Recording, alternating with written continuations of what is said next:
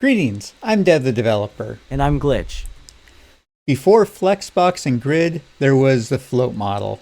It was designed for wrapping text around images, but for a decade, it was the only way to build columns in CSS. Today, we're looking at how floats work, why they're tricky, and how to clear them.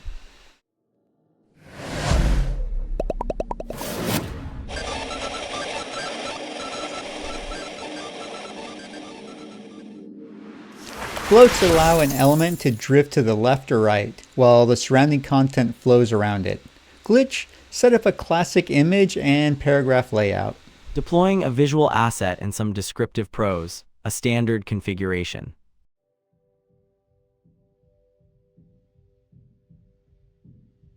The signal began as a faint whisper in the background radiation. Slowly, it organized itself into a coherent sequence of bits. The system was waking up.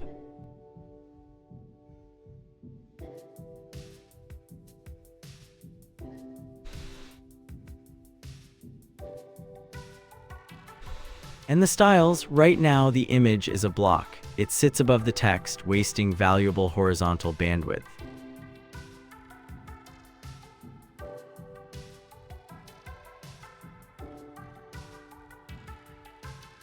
Let's float it to the left. Float left, initiating horizontal drift.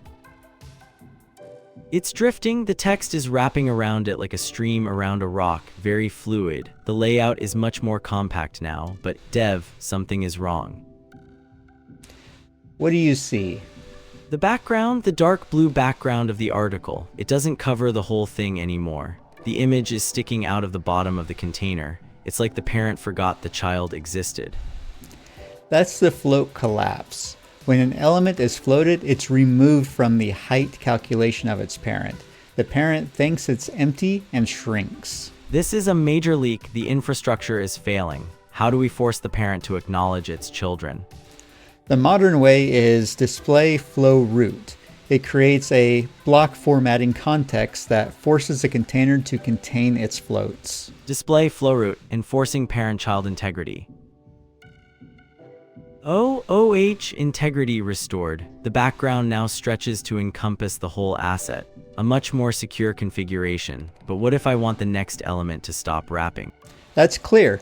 You can clear the left, the right, or both. It forces an element to start in a fresh line before the floats. A hard reset for the flow, I like that. Clear both sounds very definitive.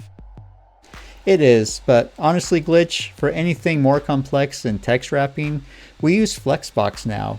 Floats are mostly for typography.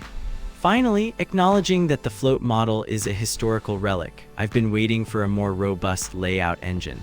Let's move on before I drift away myself.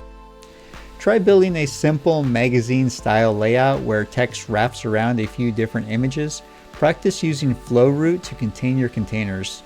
Once you understand how floats break, you'll appreciate Flexbox even more. Don't just watch it, do it.